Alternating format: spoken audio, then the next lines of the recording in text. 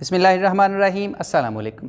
मोहम्मद राशिद फिर से हाजिर खिदमत है 9th क्लास की बायोलॉजी से एक टॉपिक लेकर, और उस टॉपिक का नाम है सेल साइकिल। सेल साइकिल क्या है? एक्चुअली हम इसके अंदर डिस्कस करते हैं सेल डिवीज़न को। मेन टॉपिक जो सेल साइकिल का है वो सेल डिवीज़न है। अब सेल डिवीज़न क्या है? सेल का डिवाइड हो जाना, सेल का तकसीम होना और नए सेल्स बनाना। डिवीज़न में हम दो टाइप्स की डिवीज़न पढ़ते हैं, पहली है माइटोसिस और दूसरी है मियोसिस। माइटोसिस के अंदर एक सेल डिवाइड होकर दो नए सेल्स बनाता है, और मियोसिस के अंदर एक सेल डिवाइड होकर 4 नए सेल्स बनाता है। जो माइटोसिस है वो होती है सोमैटिक सेल्स के अंदर, और जो मियोसिस है वो होती है जर्म लाइन सेल्स के अंदर। अब ये जर्म लाइन सेल्स क्या होते हैं? बॉडी के अंदर वो सेल्स होते हैं जो जर्म सेल्स बनाते हैं, गैमीट्स बनाते हैं, यानी कि स्पर्म्स बनाते हैं मेल एनिमल्स के अंदर और एग्स बनाते हैं फीमेल एनिमल्स के अंदर। ये वाले जो सेल्स जो इन गैमीट्स को बनाते हैं ये कहलाते हैं जर्म लाइन सेल्स, और इनके अलावा बाकी तमाम बॉडी के सेल्स सोमैटिक सेल्स कहलाते हैं। सेल साइकिल एक्चुअली एक लंबा चौड़ा टॉपिक है, इसको एक लेक्चर के अंदर, एक वीडियो लेक्चर के अंदर कवर नहीं किया जा सकता। इसको मैंने 3 वीडियोस के अंदर डिवाइड कर दिया है। पहली वीडियो के अंदर हम सेल साइकिल का इंट्रोडक्शन पढ़ेंगे, दूसरी के अंदर हम माइटोसिस को पढ़ेंगे, और तीसरी के अंदर हम डिस्कस करेंगे मियोसिस को। सेल साइकिल को समझाने के लिए मैं आपको लाइफ साइकिल की मिसाल देता हूँ। अब लाइफ साइकिल क्या है? एक ऑर्गेनिज्म पैदा होता है, पैदा होने के बाद वो ग्रो करता है, ग्रो होने के बाद वो अडल्ट हो जाता है, अडल्ट होकर अपनी वो लाइफ एक्टिविटीज़ परफॉर्म करता है। लाइफ एक्टिविटीज़ परफॉर्म करने के बाद अपना लाइफ स्पैन पूरा करके वो मर जाता है। कोई भी एनिमल है वो जाइगोट से शुरू होता है, जाइगोट के बाद डेवलपमेंटल फेज़ होता है, उसमें डेवलपमेंट होती है, फिर उसकी बर्थ हो जाती है, बर्थ होने के बाद फिर वो ग्रो करती है उसकी बॉडी। ग्रो करने के बाद वो अडल्ट हो जाता है, जवान हो जाता है, मैच्योर हो जाता है। मैच्योर होने के बाद फिर वो अपने लाइफ प्रोसेसेस परफॉर्म करता है, जो भी उसने ज़िंदगी में फंक्शन परफॉर्म करना होता है।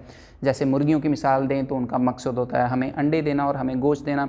बकरियों की मिसाल ले लें, भेड़ की मिसाल ले लें, गाय की, भैंस की मिसाल ले लें, उनका मकसद हमें दूध देना होता है। तो हर एनिमल अपना लाइफ का जो फंक्शन है, लाइफ एक्टिविटी है, परफॉर्म करता है। फिर वक्त आने पे उसका लाइफ स्पैन ख़त्म हो जाता है और वो डाई कर जाता है, और उस लाइफ स्पैन के दौरान उसने नए ऑर्गेनिज़म भी पैदा कर दिए होते हैं। वो जो नए ऑर्गेनिज़म उन्होंने पैदा किए उसका नया लाइफ साइकिल शुरू हो गया। अब सेल साइकिल क्या है? सेल साइकिल भी इसी तरह आप समझ लें कि जैसे एक ऑर्गेनिज़म पैदा होता है, उसी तरह सेल साइकिल के अंदर हम जो चीज़ डिस्कस करेंगे वो उसकी डेफिनेशन के भी अंदर मैं आपको बताता हूँ कि सेल एक सबसे पहले पैदा होता है। वो किससे पैदा होता है? माइटोसिस के नतीजे से पैदा होता है।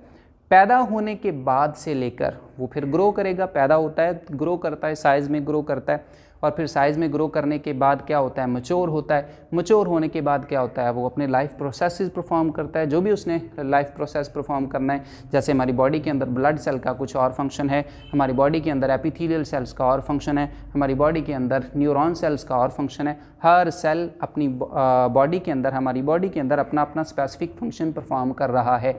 इसी तरह सेल ने पैदा होना है, ग्रो होना है, मैच्योर होना है, और अपने लाइफ प्रोसेसेस परफॉर्म करने हैं। उसके बाद उसने डिवाइड होना है, डिवाइड होके नए सेल्स पैदा करने। एक सेल पैदा होने से लेकर दूसरी दफ़ा, अब जो पैदा होता है वो डिवीज़न के नतीजे में पैदा होता है।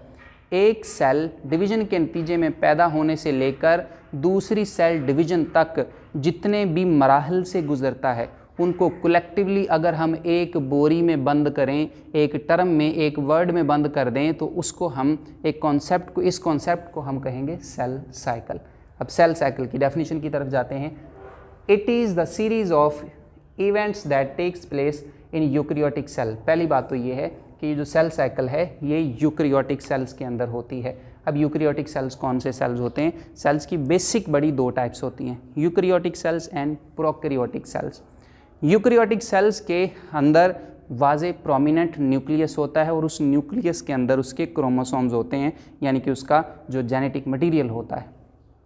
दूसरी जो टाइप होती है प्रोकैरियोटिक सेल, उसमें जो वाज़े न्यूक्लियस नहीं होता, और वो उस न्यूक्लियस के अंदर उसका जेनेटिक मटेरियल नहीं होता। जो सेल साइकिल है इसने होना है जी यूकैरियोटिक सेल्स में। अब यूकैरियोटिक सेल्स में क्या है? It is the series of events, ये मराहल का एक सिलसिला है। Takes place in the eukaryotic cell, जो यूकैरियोटिक सेल्स में होता है कब से शुरू होता है? फ्रॉम इट्स फॉर्मेशन, कि सेल जब बनता है, माइटोसिस के नतीजे में बन गया सेल, उसकी फॉर्मेशन से ये सीरीज़ ऑफ इवेंट्स शुरू हो गए। To its division in two daughter cells, फिर वो डिवीजन होती है, उस सेल्स के अंदर डिवीजन होती है और नए 2 डॉटर सेल्स बन जाते हैं। इसकी सेल की फॉर्मेशन से लेकर उसकी दोबारा से डिवीजन होकर नए डॉटर सेल्स बनाने तक जितने भी उसमें इवेंट्स होते हैं, उन इवेंट्स की तमाम सीरीज़ को, जितने भी मराहल से वो गुज़रता है, उन तमाम मराहल को कलेक्टिवली हम सेल साइकिल कहते हैं।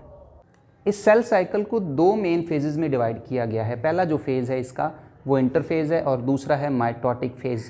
इंटरफेज़ सेल का वो फेज़ है जिसमें ये अपना ज़्यादातर टाइम स्पेंड करता है। कितना टाइम स्पेंड करता है? तकरीबन 90% अपना जो टाइम है वो इसके अंदर, टोटल जितना भी टाइम सेल साइकिल लेता है उसका 90% टाइम ये इंटरफेज़ में गुजारता है। इंटरफेज़ में ये करता क्या है? Perform life function. उस सेल ने मैच्योर होने के बाद जो भी लाइफ फंक्शन परफॉर्म करने होते हैं, जैसे मैंने पहले आपके सामने जिक्र किया कि मसल सेल्स का और फंक्शन होता है, ब्रेन के अंदर जो न्यूरॉन सेल्स होते हैं उनका और फंक्शन होता है, एपिथेलियल सेल्स का और फंक्शन होता है। तो हर सेल अपना स्पेसिफिक फंक्शन परफॉर्म करता है और वो इंटरफेज़ में करता है। फिर उसके बाद क्या करता है? ये अपने आप को नेक्स्ट डिवीज़न के लिए प्रिपेयर करता है, तैयार करता है। ये किस में करता है? इंटरफेज़ में। जब ये अपने आप को नेक्स्ट डिवीज़न के लिए तैयार कर लेता है तब इंटरफेज़ जो है ख़त्म हो जाता है, फिर शुरू हो जाता है माइटोटिक फेज़। इंटरफेज़ को 3 फेज़ में तकसीम किया गया है। पहला जो इसका फेज़ है उसका नाम है G1 फेज़। G1 फेज़, इसको फर्स्ट गैप फेज़ भी कहते हैं।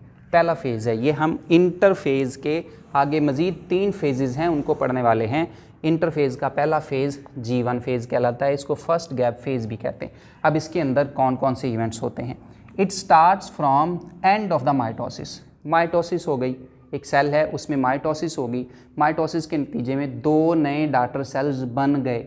अब वो जो 2 नए डॉटर सेल बने, अब ये उनकी स्टोरी शुरू हो रही है। जो माइटोसिस के नतीजे से 2 नए सेल्स बने उनको डॉटर सेल्स कहते हैं, उनकी स्टोरी यहाँ से शुरू होती है G1 फेज़ से। It start from the end of the mitosis. Mitosis and हो गई तो जो नए डॉटर सेल्स बने उनका G1 फेज़ शुरू हो गया। इसमें क्या होता है? Also called the growth phase, इसको ग्रोथ फेज़ भी कहते हैं। ग्रोथ फेज़ इसको क्यों कहते हैं? क्योंकि मेक्स प्रोटीन, इस फेज़ में ये प्रोटीन्स बनाता है। जो नए 2 सेल्स बन गए उसका हर एक सेल क्या करता है? प्रोटीन्स बनाता है, अपने लिए नेसेसरी प्रोटीन्स बनाता है। दूसरा काम क्या करता है? Makes the organelles. सेल के अंदर जो स्ट्रक्चर्स होते हैं जो सेल के स्पेसिफिक फंक्शंस परफॉर्म करते हैं, जैसे आप तो पढ़ते हैं माइटोकॉन्ड्रिया पढ़ते हैं, गोल्जी अपरेटस पढ़ते हैं, राइबोसोम्स पढ़ते हैं, उनको ऑर्गेनेलीज कहा जाता है। तो ये अपनी ऑर्गेनेलीज बनाता है। तीसरा काम ये करता है ग्रोज इन साइज़, ये अपने साइज़ को बड़ा करता है। ये तीनों काम करने की वजह से इसको हम ग्रोथ फेज़ भी कहते हैं। इन तीनों कामों की वजह से प्रोटीन्स बनाता है, ऑर्गेनेलीज बनाता है, साइज़ में ग्रो करता है, इस वजह से इसको ग्रोथ फेज़ भी कहते हैं। अगला काम जो G1 फेज़ में होता है, makes enzyme required in the S phase. अगला जो फेज़ है उसका नाम S फेज़ है। S फेज़ में DNA ने डुप्लीकेट होना है, एक DNA की कॉपी बन जानी है, एक DNA ने डुप्लीकेट होना है, क्रोमोसोम ने रेप्लिकेट होना है, उसको हम S फेज़ कहते हैं, सिंथेसिस फेज़ कहते हैं। उसके अंदर उसकी रेप्लिकेशन के लिए, डुप्लीकेशन के लिए जो जो एंजाइम्स चाहिए होते हैं वो भी इसी फेज़ में बन जाते हैं, G1 फेज़ में बन जाते हैं। और वो एंजाइम कहाँ काम आते हैं? DNA रेप्लिकेशन में। Now what is DNA replication? DNA का अपनी तरह की एक और कॉपी तैयार कर लेना, सेम जेनेटिक मेकअप वाली एक और कॉपी तैयार कर लेना। एक DNA से 2 DNA सेम जेनेटिक मेकअप वाले बना लेना, ये कहलाता है जी DNA रेप्लिकेशन। DNA रेप्लिकेशन कौन से फेज़ में होती है? ये इंटरफेज़ के दूसरे फेज़ में होती है, जिसे हम S फेज़ कहते हैं। S फेज़ को S फेज़ इसलिए कहा जाता है कि इसका दूसरा नाम है सिंथेसिस फेज़। सिंथेसिस का क्या मतलब? इसमें क्या सिंथेसाइज होता है? यही DNA रेप्लिकेशन होती है। एक क्रोमोसोम है, वो क्रोमोसोम, मैं क्रोमोसोम की केमिस्ट्री बताता हूँ कि क्रोमोसोम DNA का बना हुआ होता है। DNA और कुछ प्रोटीन्स होती हैं, वो आपस में मिलती हैं, क्रोमोसोम बनता है। DNA किससे बना हुआ होता है? वो जीन्स से मिलकर बनता है। जीन्स DNA बनाते हैं, DNA से फिर क्रोमोसोम बनता है। जो नॉर्मली क्रोमोसोम्स हमारे सेल्स के अंदर, जब एक सेल डिवाइड हो जाता है तो उसके अंदर जो क्रोमोसोम होता है वो ये सिंगल स्ट्रैंडेड क्रोमोसोम होता है, सिंगल क्रोमेटिड से पर मुश्तमिल क्रोमोसोम होता है। ये क्रोमोसोम के अंदर जो DNA जितने भी होते हैं वो डिवाइड होते हैं और अपनी एक एक कॉपी तैयार कर लेते हैं।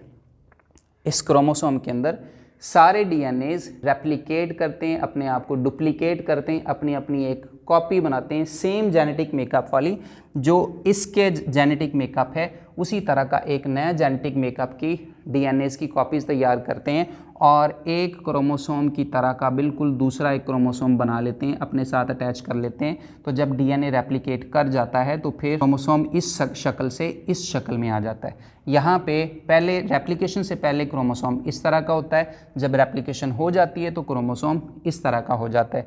हाँ, नॉर्मली आपने क्रोमोसोम की शक्ल जो है वो इस तरह की देखी होगी अपनी किताबों के अंदर लोअर क्लासेस में कि क्रोमोसोम इस तरह का होता है, लेकिन हर वक्त क्रोमोसोम इस शक्ल सूरत में इस हालत में नहीं पाया जाता। ये सिर्फ जब सेल डिवाइड कर रहा होता है और फिर एस फेज़ में आता है तो एस फेज़ में डीएनए रेप्लिकेट होता है, डुप्लीकेशन होती है, क्रोमोसोम इस सूरत में आ जाता है। अब यहाँ पे एक ये क्रोमेटिड है और एक ये क्रोमेटिड है, ये दोनों एक दूसरे के अब सिस्टर क्रोमेटिड कहलाते हैं। ये इसका सिस्टर क्रोमेटिड है और ये इसका सिस्टर क्रोमेटिड है। ये दोनों क्रोमेटिड जिस पॉइंट पे एक दूसरे के साथ जुड़े हुए होते हैं उसको सेंट्रोमियर कहते हैं। इस पोर्शन को, इस पार्ट को जहाँ पे दोनों क्रोमेटिड एक दूसरे से जुड़े हैं उसको सेंट्रोमियर कहते हैं और ये वाले सिस्टर क्रोमेटिड्स हैं। अब इसको मैं बता देता हूँ कि DNA of each chromosome is replicated. S phase में क्या होता है कि हर क्रोमोसोम का डीएनए रेप्लिकेट होता है, जिससे क्या होता है, result in the duplication of the chromosome, जिससे क्रोमोसोम डुप्लीकेट हो जाता है। क्रोमोसोम जिससे डुप्लीकेट हो जाता है। यूँ समझें कि जो पहले क्रोमोसोम था वो सिर्फ ये वाला क्रोमोसोम था, जस्ट इतना क्रोमोसोम था, ठीक है। इसने अपने आप को डुप्लीकेट किया और ये अपने जैसी हूबहू सेम जेनेटिक मेकअप वाली एक नई कॉपी तैयार कर ली। This is called DNA replication. ये डीएनए रेप्लिकेशन किस में होती है? एस फेज़ में होती है, सिंथेसिस फेज़ में होती है। से अगला फेज़ है जी G2 फेज़, जिसको सेकंड गैप फेज़ कहते हैं। सेकंड गैप फेज़ के अंदर कौन कौन से इवेंट्स होते हैं? Cell continues to grow, cell grow करना जारी रखता है, अपनी ग्रोथ को कंटिन्यू रखता है। Produces protein necessary for the cell division, cell division के लिए जो प्रोटीन ज़रूरी होती हैं वो भी बनाता है G2 फेज़ के अंदर। फिर क्या करता है? Checks for the DNA damage, makes necessary repair. यहाँ पे डीएनए रेप्लिकेट हुआ, डीएनए रेप्लिकेशन के दौरान कुछ गड़बड़ भी हो जाती है, कोई ना कोई डीएनए रेप्लिकेट भी हो जाता है। क्रोमोसोम्स की जब रेप्लिकेशन हो रही थी तो वहाँ पे कोई जीन आगे पीछे भी हो जाता है, कुछ ना कुछ खराबी भी पैदा हो जाती है। G2 फेज़ में क्या होता है कि सेल अपने आप में ही चेक करता है कि कहीं पे डीएनए डैमेज तो नहीं हुआ। अगर कहीं पे डीएनए डैमेज हुआ हो तो वो नेसेसरी रिपेयर्स का ही उसको रिपेयर करने की कोशिश करता है। अगला काम इसमें होता है reorganise the its content in preparation for the mitosis. Mitosis करनी है, G2 फेज़ के बाद इसने माइटोसिस में जाना है, तो उसके लिए माइटोसिस के लिए जो जो उसको कंटेंट चाहिए उसको रीऑर्गेनाइज करता है और तैयार करके रखता है और फिर यूं सेल एंटर हो जाता है अगली फेज़ में, जिसको हमने यहाँ पे माइटोटिक फेज़ कहा था। और माइटोटिक फेज़ में क्या होना है? माइटोसिस होनी है। ये 3 फेजेस हैं जिसको हम डिस्कस कर रहे हैं इंटरफेज़ के अंदर, और इन फेजेस के साथ ही एक फ़ेज़ और आपको वहाँ पे बुक्स के अंदर मिलेगा जिसे हम G0 फेज़ कहते हैं। अब याद रखिएगा, ये जो G0 फेज़ है ये इंटरफेज़ का फेज़ नहीं है, ये इंटरफेज़ का पार्ट नहीं है। इंटरफेज़ में just G1 phase, S phase और G2 फेज़ ही आते हैं। G0 फेज़ को आप यूँ समझें कि ये नॉन डिवाइडिंग फेज़ है, ऐसा फेज़ जिसमें सेल डिवाइड नहीं हो रहा होता बल्कि सेल डिवाइड होना रोक लेता है, सेल डिवाइड होना रुक जाता है। वो परमानेंटली भी रुक सकता है, वो टेम्परेरी तौर पे भी रुक सकता है। कुछ सेल्स ऐसे हैं जैसा कि न्यूरॉन सेल्स हैं, उनमें सेल जो है वो इनफाइनाइट टाइम के लिए G0 फेज़ में चला जाता है, यानी कि नॉन डिवाइडिंग फेज़ में चला जाता है। कुछ सेल्स ऐसे होते हैं जैसे कि लिवर के सेल्स हैं, किडनी के सेल्स हैं, उनमें सेल्स टेम्परेरी तौर पर G0 फेज़ में जाता है और फिर जब ज़रूरत होती है G0 फेज़ से बाहर निकलता है और माइटोसिस कर लेता है, डिवीजन फेज़ में आ जाता है। और कुछ सेल्स ऐसे होते हैं जैसे कि एपिथेलियल सेल्स हैं, उनमें कभी भी एपिथेलियल सेल्स कभी भी G0 फेज़ में नहीं जाते बल्कि अपनी तमाम लाइफ में वो डिवाइड होना जारी रखते हैं। जितना भी उनका लाइफ स्पैन होता है वो डिवाइड करना जारी रखते हैं। ये है आज का लेक्चर जिसमें मैंने आपको सेल साइकिल का थोड़ा सा इंट्रोडक्शन देने की कोशिश की है और सेल साइकिल के दोनों फेजेस बताए मैंने, इंटरफेज़ और उस इंटरफेज़ के अंदर जो जो फेज़ आते हैं और उन फेजेस में कौन कौन से इवेंट्स होते हैं, उन फेजेस में कौन कौन से काम होते हैं वो मैंने आपको बताया है। और ये भी बताया कि सेल जो है वो 90% टाइम अपना इस फेज़ के अंदर गुजारता है। अगला लेक्चर हम माइटोटिक फेज़ से शुरू करेंगे, उसमें देखेंगे कि माइटोसिस क्या है। माइटोसिस मैंने जैसे आपको बताया कि एक सेल डिवाइड होता है और 2 नए सेल्स बनाता है और फिर उसके अंदर कौन कौन सी चीज़ें हैं, वो माइटोसिस कैसे होती है, वो सारा हम अगले लेक्चर में डिस्कस करेंगे, अगले लेक्चर में पढ़ेंगे। मैं कोशिश करूँगा कि आपको आसान से आसान तरीके से समझा सकूँ। सो अगर आप माइटोसिस मुझसे सीखना चाहते हैं तो अगले लेक्चर का इंतज़ार करें। तब तक के लिए मुझे मोहम्मद राशिद को इजाज़त दें। अल्लाह हाफ़िज़।